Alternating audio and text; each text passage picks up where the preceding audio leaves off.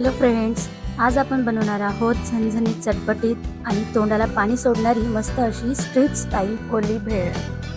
अतिशय परफेक्ट जशी रोड साईडला मिळते ना तशीच चव येणार. त्यासाठी सिक्रेट अशी एक चटणी आहे, त्याची पण रेसिपी मी तुम्हाला सांगणार आहे. चला तर मग आपण रेसिपीला सुरुवात करूया. यासाठी मी घेतले 2 कांदे, टोमॅटो, कैरी, कोथिंबीर आणि 2 हिरव्या मिरच्या.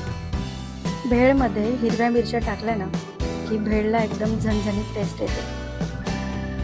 आणि भेळमध्ये जर कैरी टाकत असाल ना तर वा, त्याची चव म्हणजे एकदम नेक्स्ट लेवलला जाते.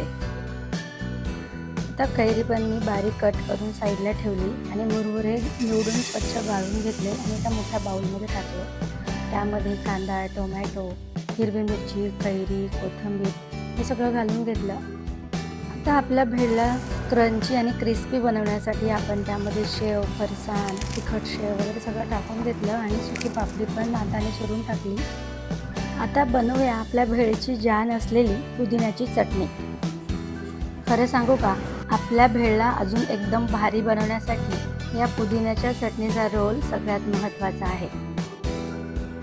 त्यामध्ये आपण काळं मीठ, लाल तिखट, त्यानंतर चाट मसाला, शेव वगैरे सगळं टाकून घेतलं. इमली चटणी आणि पुदिन्याची चटणी टाकून सगळं मिक्स केलं आणि शेवटी भेळ अजून चटपटीत बनवण्यासाठी लिंबूचा रस टाकल्यावरती.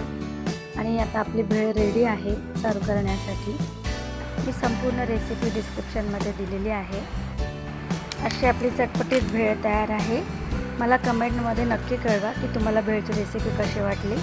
आणि अशाच आईच्या हातच्या चवीची परंपरा जपणाऱ्या रेसिपींसाठी भेटूया पुन्हा आईज किचन तडकामध्ये.